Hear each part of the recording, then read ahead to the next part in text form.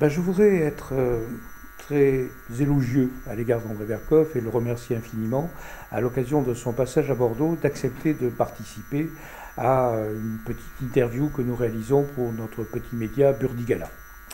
Et nous attendons de lui beaucoup d'éclaircissements quant à un certain nombre de sujets que nous allons évoquer, même si le temps qui nous est imparti est relativement limité. Et la première question que je souhaiterais lui poser est la suivante. André, tu te développes et tu nages dans le marigot médiatique depuis maintenant des décennies. Et donc, je pense que tu es tout à fait à même de nous expliquer comment celui-ci a évolué, ce qu'il en est de la contre-information, ce qu'il en est de la diversité des médias, etc., etc. Est-ce que tu pourrais nous donner quelques éléments de réflexion afin d'avoir une certaine compréhension de ce à quoi nous sommes soumis? Oui, je crois. Merci d'abord de votre accueil. Je dois dire que il y aurait beaucoup de choses à dire sur ce que vous appelez le marigot médiatique, et en fait qui a été soumis aux mêmes lois, je dirais, de l'industrialisation et de la subvention que beaucoup d'autres institutions. Ce qu'il y a, je crois que ce qu'il faut retenir, c'est la concentration. Incontestablement, je dois dire, ça ne me rajeunit pas, mais que je suis journaliste et écrivain depuis maintenant un demi-siècle, et au moins, et beaucoup de différences dans le sens que j'ai connu une majorité de journaux qui appartenaient à leurs journalistes. Ce n'est plus du tout le cas aujourd'hui.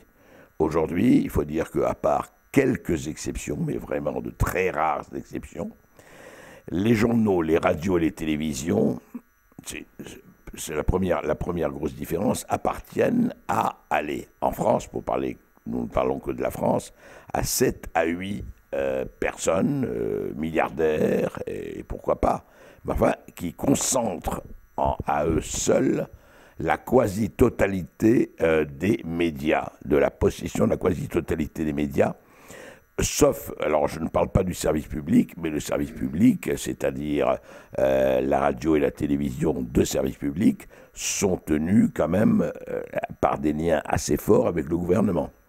Ce qui est paradoxal, c'est qu'au moment du général de Gaulle, où effectivement l'ORTF, était vraiment avec une ligne directe avec Alain Peyrefitte, à l'époque ministre de l'Information, pour ne prendre que cet exemple, la presse écrite était beaucoup plus critique qu'elle ne l'est aujourd'hui.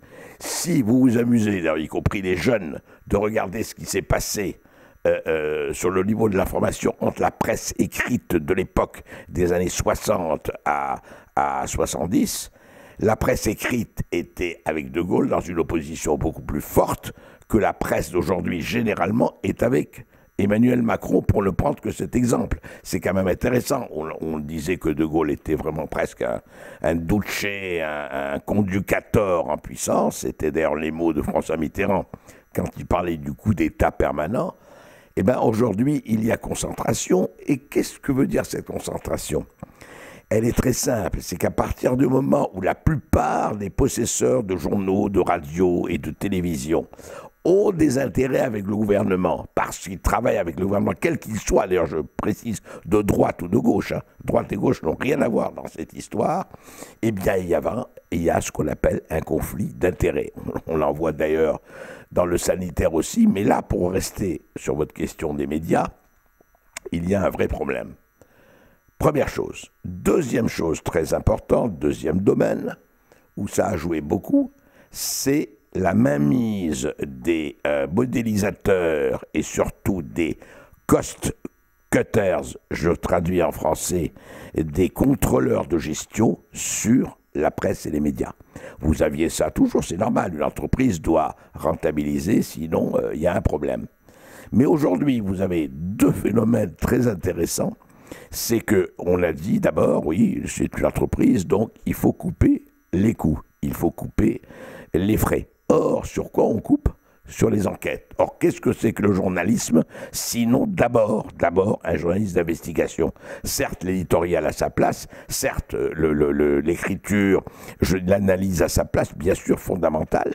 Mais ce qui est encore plus fondamental, c'est, comme disait Albert Londres, de porter la plume dans la plaie.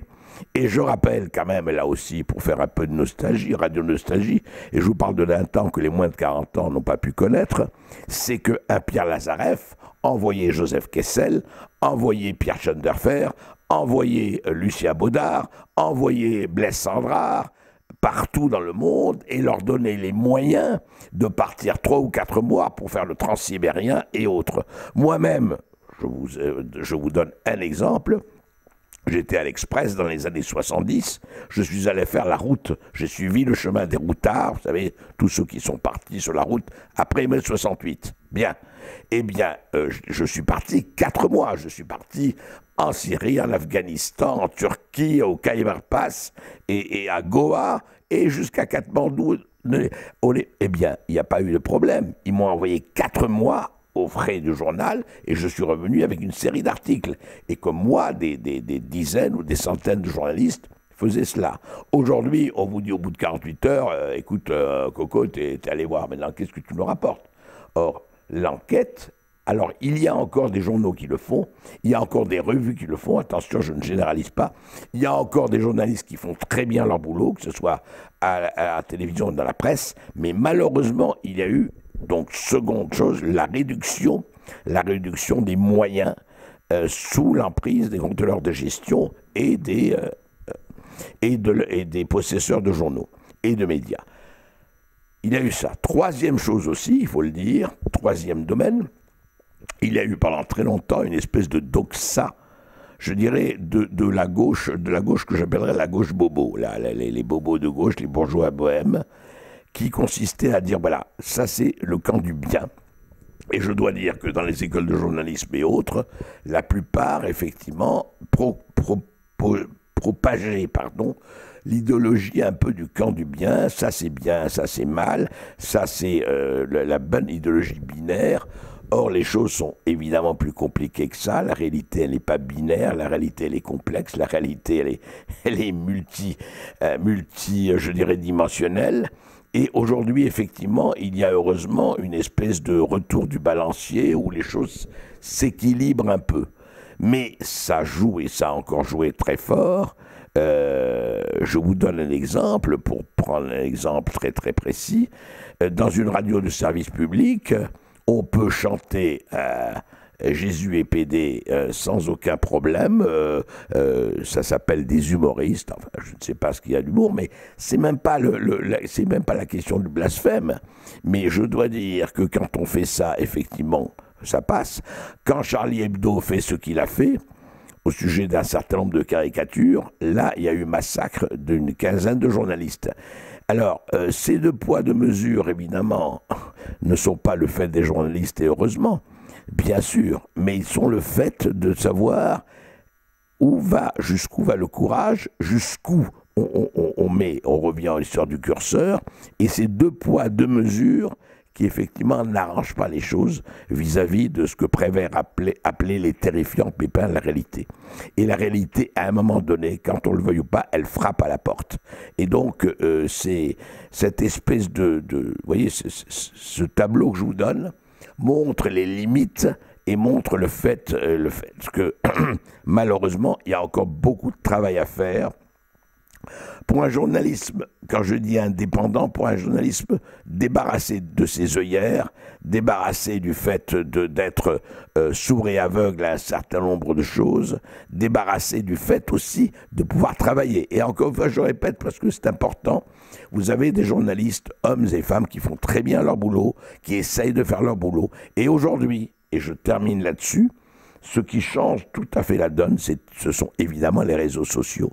C'est l'apparition d'Internet, c'est l'apparition de fait que, d'ailleurs, vous en êtes un exemple, mais il y a des centaines d'exemples, et heureusement comme ça, de sites, de tribunes qui sortent de là pour le meilleur et pour le pire. Bien sûr qu'il y a aussi le fake news, bien sûr qu'il y a aussi les bobards, bien sûr qu'il y a tout ça, mais c'est le prix de la liberté. Et heureusement, et c'est là où vive la technologie qui, c'est la langue de Zop, hein, le meilleur et le pire, tout dépend ce que vous en faites, mais a permis depuis 20 ans, et ça se développe, à avoir des voix dissidentes et des voix différentes, des enquêtes aussi, parce qu'il y a des enquêtes sur le net qui sont absolument passionnantes, et donc la vérité, elle n'est plus justement une vérité pravdesque, si je peux me permettre ainsi, comme il y a eu du temps de l'Europe de l'Est et sous l'Union soviétique, les samizdates, eh bien aujourd'hui les samizdates sont sur Internet, sont un peu partout, se répandent, et donc vous voyez, le pire n'est pas toujours sûr. Je suis d'un optimisme lucide et je pense qu'il y a une possibilité de vraie diversité. André, je vous remercie également d'accorder cet entretien à Burdigala. Et ma question va être dans la suite logique de celle de mon camarade.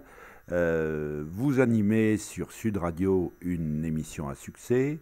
Les Français parlent aux Français. Je n'aime pas la blanquette de veau, c'est-à-dire avec une allusion très nette à Radio Londres, à la résistance, bien sûr, hein, un appel à la résistance.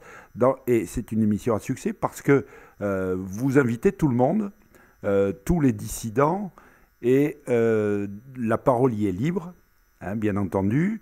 Et c'est quelque chose qui est, si j'ose dire, une bouffée d'oxygène dans une atmosphère dont l'air s'est raréfié. Alors, ma question est la suivante. Est-ce que vous ne subissez pas de pression? Est-ce que vous n'avez pas de menaces? Comment est-ce que ça se passe? Est-ce que vous avez le sentiment d'être entièrement libre et de pouvoir continuer dans ce système qui est, vous l'avez démontré maintenant, qui est quand même un petit peu pollué par toutes sortes de conflits d'intérêts et d'éléments qui sont finalement contraires à une saine liberté de parole. Écoutez, jusqu'ici, cela fait pratiquement 5 ans que je suis à Sud Radio et que je fais cette émission, un peu plus de 4 ans, en tout cas, oui, 5 ans, et je dois dire que jusqu'ici, je n'ai subi aucune pression. Je dois dire que je travaille dans un univers de grande liberté, c'est-à-dire que vraiment je choisis mes interlocuteurs, je choisis mes sujets avec mon équipe, et tous les jours, pendant 2 heures, de lundi à vendredi, nous recevons aussi donc des invités. Et effectivement, je peux vous dire, quand ça va de Renaud Camus au professeur Perron, en passant par énormément de gens, jamais jusqu'ici on ne m'a dit non, attention, il ne faut pas recevoir telle, il ne faut pas recevoir telle personne ou autre. Je n'ai pas eu ça, peut-être que ça arrivera, j'espère que ça n'arrivera pas. Pour le moment, à l'heure où je vous parle, je n'ai jamais eu de pression, de menaces non plus, je dois dire. Non, je n'ai pas eu, alors il y a évidemment des tweets un peu vengeurs, il y a des gens qui m'envoient, mais très sincèrement, c'est extrêmement minoritaire. Et je vais vous dire une chose qui m'a le plus frappé. Vous savez, comme je vous ai dit, je ne suis pas un perdreau de l'année. Ça fait 50 ans que je suis dans ce métier, à la radio, à la télévision, dans les journaux. Alors, évidemment, on me dit « Ah, on vous a vu à la télé, etc. » Mais j'ai quelque chose de nouveau avec Sud Radio, que je n'avais pas eu, je le dis. En allant un peu partout, des gens qui viennent comme ça me disent « Merci. Merci pour ce que vous faites, merci pour qui vous invitez, etc. » Ça, j'avais pas. J'avais, ah oui, on vous a entendu, c'est bien, c'est pas bien. Bon, ben ça, c'est classique, tout le monde là. Mais ce côté remerciement de gens, de jeunes, je suis un peu quelque part en Avignon ou ailleurs, oui, ici, il y a ça. J'étais avant-hier à Lille, je vous donne un exemple, à Tourcoing très exactement. Il y avait un spectacle de Gilets jaunes, et les gens sont venus à moi en disant, ah là là, et employant exactement, c'est intéressant, ils disaient, vous êtes notre bouffée d'oxygène. C'est exactement les termes qu'ils m'ont dit. Donc, bon, ça fait plaisir, et ça vous engage, et ça vous engage vraiment, et ça vous demande de dire, bon, on ne fait pas ça pour rien, on ne perd pas, je veux dire, on perd ni son temps, ni surtout, on s'est dit, bon, ça peut faire passer. Moi, tant que je pourrai le faire, je le ferai, surtout à l'aune de ces présidentielles et de ces élections qui vont avoir lieu bientôt, et qui pour moi sont les plus importantes peut-être honnêtement depuis 40 ans et plus. Donc voilà, chacun fait son métier comme il l'entend. Moi, c'est plus qu'un métier, c'est un plaisir, et je continuerai à le faire. Une passion, on peut le dire, oui, on peut le dire.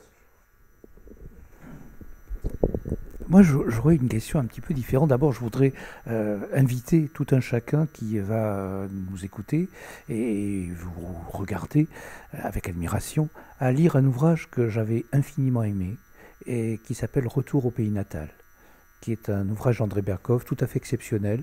Alors, il est certes épuisé, mais on peut le trouver sur différents sites. Voilà, sur Amazon, va-t-on dire.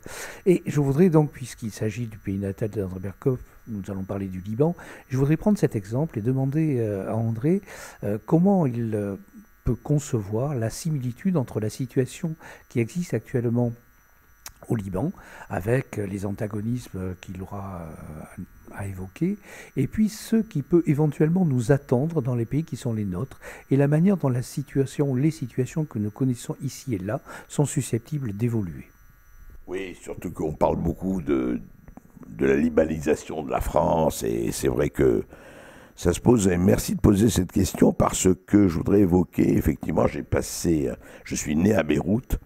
J'ai passé une partie de ma jeunesse à Beyrouth, enfin même de mon âge, je veux dire, j'ai quitté le Liban, où mes parents, qui ne sont pas d'origine libanaise, étaient venus, se sont mariés, donc j'ai fait mes études au Liban, et j'ai commencé le journalisme au Liban. Il faut le savoir que j'ai quitté à l'âge de 25 ans pour venir m'établir en France.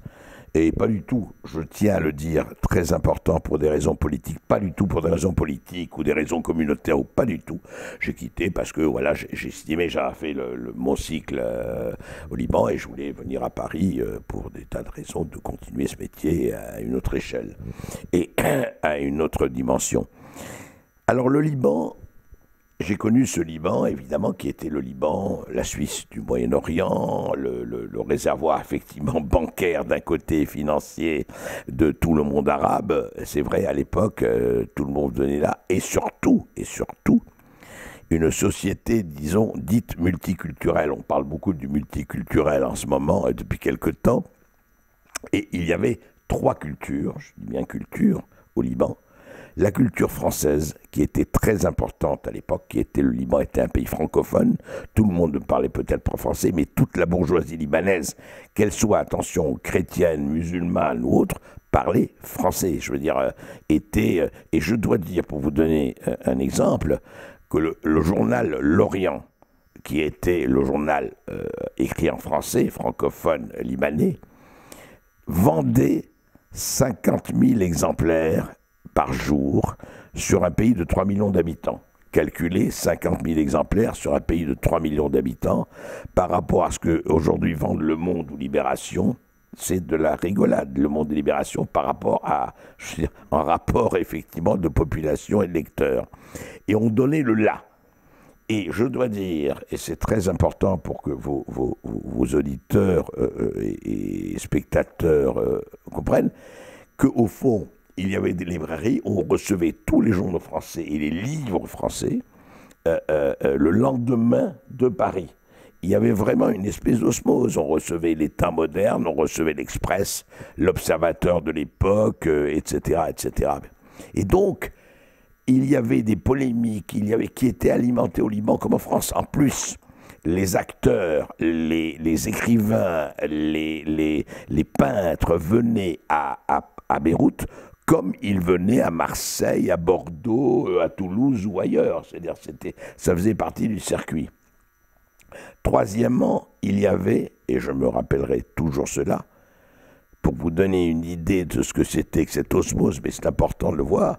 Par exemple, je me rappelle très bien que dans mon groupe d'amis, où il y avait juifs, arméniens, musulmans, évidemment chrétiens, etc., à la messe de minuit, parce que c'était très beau cette messe de minuit dans les églises de montagne, tout le monde y allait, y compris des gens qui allaient assister parce que c'était magnifique. Alors certains, les croyants évidemment, pour aller communier, pour aller prier, et les autres pour être dans... Et il y avait un véritable recueillement, si vous voulez, avec des gens, voilà. Et c'était pas quelque chose qu'on faisait une fois tous les 10 ans. C'était, je me rappelle très bien, moi, qu'à Noël, on montait dans les églises de montagne, et c'était magnifique, ces églises de montagne, ces petites églises avec des chants, etc. Bon.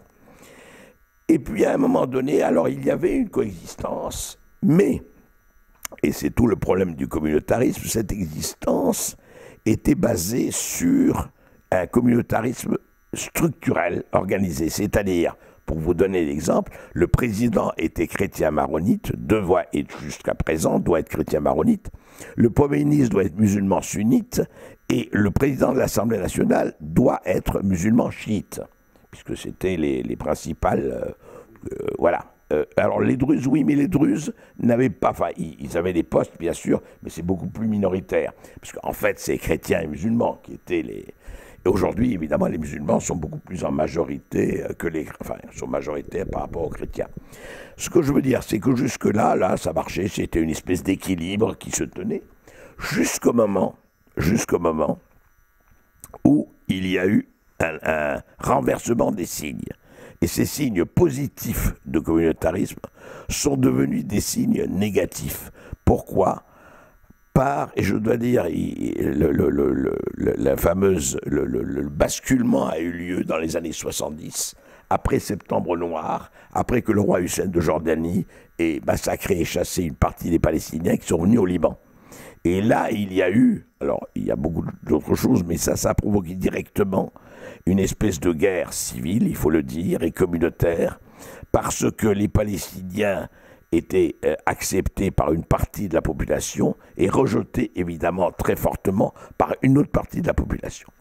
Donc il y a eu ça qui a joué, et il y a eu aussi, alors attention, pas seulement ça, la corruption évidemment, la corruption d'une partie, la classe dirigeante, corruption terrible, vraiment de vol, de prévarication, etc., qui fait qu'aujourd'hui le Liban est dans une situation tragique absolument. Alors on pourra en parler pendant des heures, mais pour arriver à votre question sur est-ce que la France... Alors, comparaison n'est pas raison, la France n'est pas le Liban, puisque je rappelle quand même que la France est basée sur la laïcité, et que la laïcité n'a jamais existé au Liban, puisque vous savez que les mariages civils n'existent pas au Liban, vous savez que des mariages religieux, alors vous pouvez marier civilement ailleurs. Donc, effectivement, c'est quand même fondamental, la différence est fondamentale. La France tient, et avec raison, j'espère, il tiendra toujours à la laïcité, à sa laïcité, mais évidemment, il y a aujourd'hui un certain nombre de coups de boutoir et de grignotement de la part de certains qui veulent effectivement, et c'est tout le problème, mettre la religion avant la République. Et là, il faut dire que c'est là où il faut faire très attention. Encore une fois, la religion doit être du domaine du privé et surtout pas du domaine du public. Je veux dire, la religion n'a en aucun cas à régenter la vie du matin au soir, du réveil au sommeil. Et puis surtout, encore une fois, c'est Dieu et César. Il faut rendre à César ce qui est à César et Dieu ce qui est à Dieu. Donc, il y a eu d'ailleurs, ça a été très fort, il faut voir la loi de 1905, n'a pas été faite avec de la dentelle ni des œillets. Il y a eu énormément de choses. Évidemment, l'Église catholique était violemment contre, etc. Enfin, il ne faut pas oublier ce qu'a été aussi l'Église pendant des siècles, puisqu'elle régentait le clergé et la noblesse. Bon. Le problème aujourd'hui, il ne se pose pas du tout de cette façon. Le problème se pose, c'est que quand vous avez effectivement des secteurs entiers qui échappent à la loi de la République, ce qu'on a appelé les territoires perdus de la République, ce ne sont pas des territoires perdus, ce sont des territoires conquis par d'autres, justement. Et ça ne tient, alors, est-ce qu'on l'accepte, on ne l'accepte pas, c'est tout le problème qui est posé aujourd'hui. Et je crois que cette libanisation, effectivement, de ce point de vue-là, c'est à observer avec beaucoup d'attention, parce qu'en aucun cas, un pays ne peut se laisser, enfin un pays, en tout cas un pays comme la France ou autre, ne peut accepter qu'il y ait des poches de son territoire qui vivent sous une autre loi. Alors, ce n'est pas le cas aujourd'hui, mais il y a des envies et des volontés qui veulent aller vers ça. Et je pense que, franchement, la bataille n'est pas du tout perdue, mais elle est engagée, et il faut savoir, encore une fois, nous revenons au curseur, il faut savoir où on met la règle en disant attention, au-delà de cette limite, votre ticket n'est plus valable. Donc, il peut y avoir effectivement un danger d'humanisation, on n'en est pas encore là, mais ça existe et il faut être très vigilant là-dessus.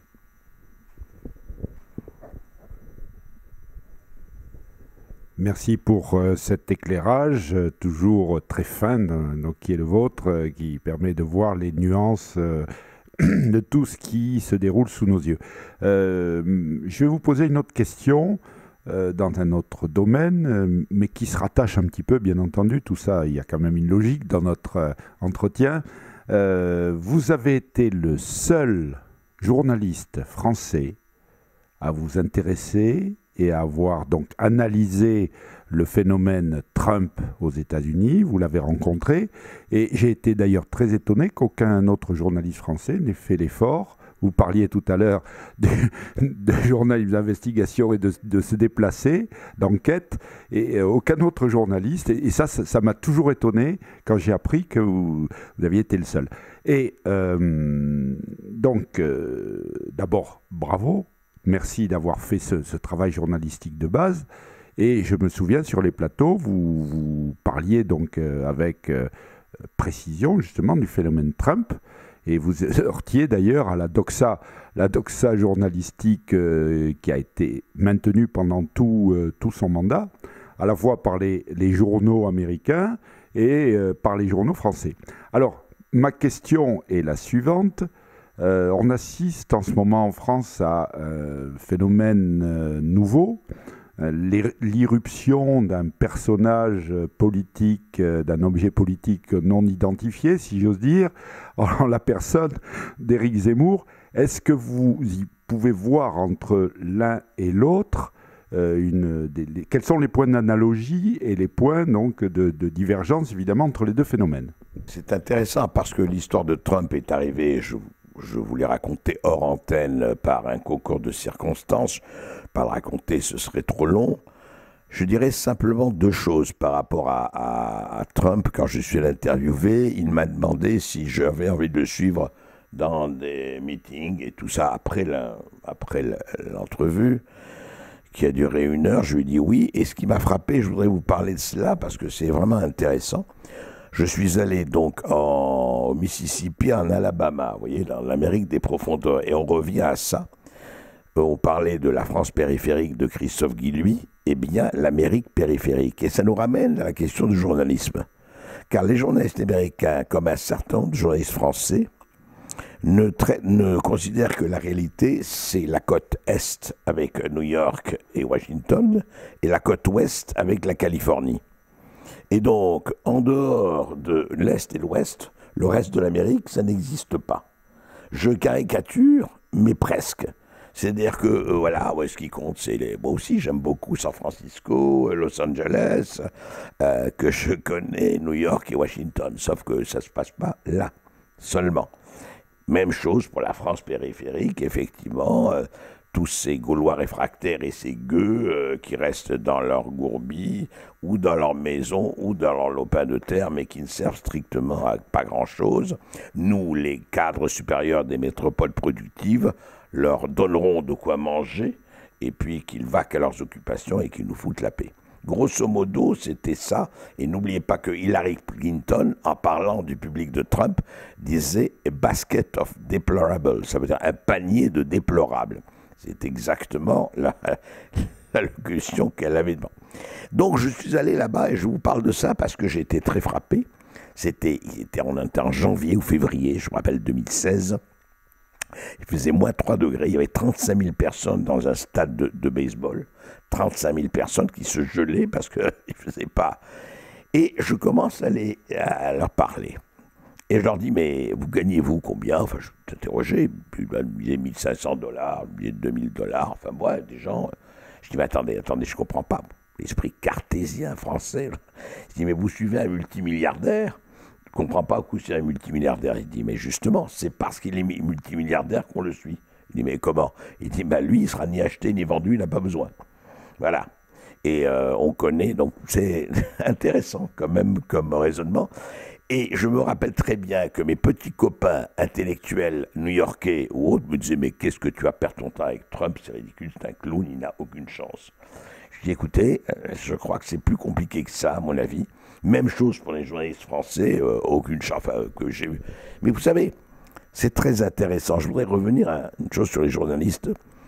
Guy Debord, vous savez, le situationniste, avait une phrase assez forte là-dessus. Il disait « Les journalistes, ce sont les spectateurs du premier rang. » Ça voulait dire quoi, les spectateurs du premier rang? Il dit, et j'ai été très frappé par ça, c'est-à-dire que je fréquente le personnel politique, il me donne des informations, plus ou moins secrètes, etc. Et le journaliste, évidemment, et je comprends, et je peux avoir, il dit, ah, je suis dans le secret des dieux, et je sais plus que le vulgum pecus que les autres ne connaissent pas. Mais en fait, moi, politique, je leur dis ce que j'ai envie de leur dire, et je leur cache la moitié de la réalité, tout en leur faisant croire qu'ils sont... Évidemment, c'est la connivence. Et j'ai été frappé, je vais vous raconter une histoire, je reviendrai après Trump et à Zemmour. Quand Hollande, moi j'ai senti, je n'étais pas le seul, j'ai dit Hollande, je me rappelle très très très bien, c'était en 2016, et j'ai dit en septembre, j'ai dit Hollande ne se représentera pas. On lui dit mais tu es fou, mais il est déjà... Et alors c'est très intéressant, une journaliste que je ne nommerai pas, une très bonne journaliste d'ailleurs, me dit mais enfin Berkoff, tu te rends pas compte, mais c'est ridicule ce que tu dis. Il a déjà son QG de campagne. Je lui dis, ah bon, il a déjà, oui, son QG de campagne est pris, ça y est. Et je lui dis, mais qui vous a dit? C'est son porte-parole, Gaspard Ganzer, il nous l'a dit. C'est le spectateur du premier rang, sous le sceau du secret, il m'a dit QG de campagne. Je lui dis, mais attends, et Hollande est tout ce qu'on veut, sauf un imbécile complet. Il est à 4% des sondages, il n'ira pas. Et je me rappelle que Valeurs Actuelles, à qui j'avais dit ça, ont publié jeudi matin, il y va, 3 papiers différents, comme tous les autres, il y va. Et le soir même, Hollande passait à la télévision en disant non, j'y vais pas. Donc voilà, c'est-à-dire, et c'est pas que j'avais une prescience spécifique, c'est simplement on regarde. Sauf que si on croit que parce que 3 ou 4 responsables vous ont dit des choses, ah oui, sous le sceau du secret, voilà. Pour revenir à Trump et Zemmour, différence, il y a 4 points intéressants. Tous les deux sont du système. Bon, il faut dire d'abord que Zemmour... dommage pour lui, il n'a pas les milliards qu'avait Trump. Quand même, ça aurait pu lui servir, à mon avis. Bon, il ne peut pas compter dessus.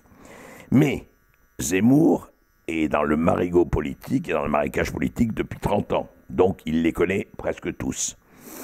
Trump était aussi dans le système depuis 30 à 40 ans, puisqu'il a fait sa fortune dans l'immobilier après son père. Et...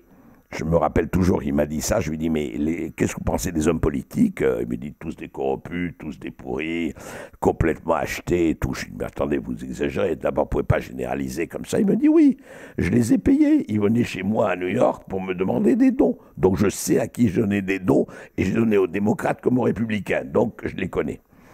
Et bon, et Zemmour connaît son système. Tous les deux, donc, du système, mais avec la distance vis-à-vis du système. Deuxièmement, ils se sont fait connaître, c'est intéressant, parce que en France, on oublie cela, que Trump s'est fait connaître nationalement par la télévision. Trump était il y a beaucoup de milliardaires et de millionnaires en Amérique, le Apprentice, le fameux Apprentice qu'il a tenu pendant des années et qui faisait 20 à 25 millions de téléspectateurs, où il disait « You're fired », vous êtes renvoyé, etc. C'est-à-dire, le système consistait il jouait l'embaucheur, enfin quelqu'un qui passe les entretiens d'embauche et tout ça. Et puis il disait, oui, vous êtes bon, vous n'êtes pas bon, etc. Dans la plus pure tradition du capitalisme. Mais bon, et c'est une émission qui avait un succès fou. Ils ont essayé de le faire en France, ça n'a pas marché du tout. Zemmour, lui, s'est fait connaître comment? Ça aurait été un journaliste politique, et puis voilà, pas plus, pas moins. Il s'est fait connaître par 50 Ruquier, où il était chaque semaine, et effectivement, il faisait quelque chose de différent, c'est-à-dire qu'il ne disait pas « votre livre très bien », etc. Il critiquait, il discutait, ça, il se faisait des fois huer, des fois insulter, des fois ça marchait. Et puis CNews, quand il a eu, pendant son émission quotidienne, pendant 1 an et demi à 2 ans, donc il est passé à autre chose, c'est-à-dire que médiatiquement, ça a joué énormément.